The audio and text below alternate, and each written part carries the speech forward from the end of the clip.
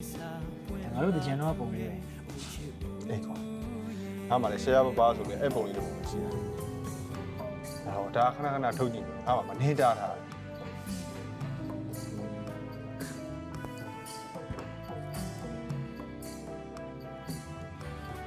ကျွတ်လာ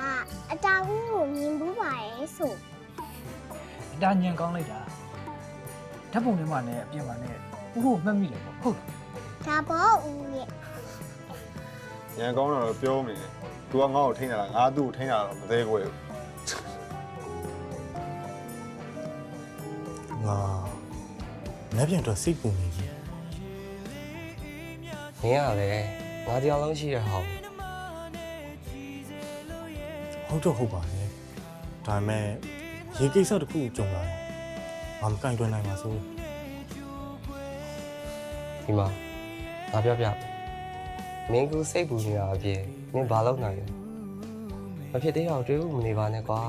ဘာမှလုပ်လို့ရတယ်မဟုတ်ပဲနဲ့ ဟုတ်ပါလေငါလည်းတစ်ခုဆိုစိတ်ပဲပူတယ်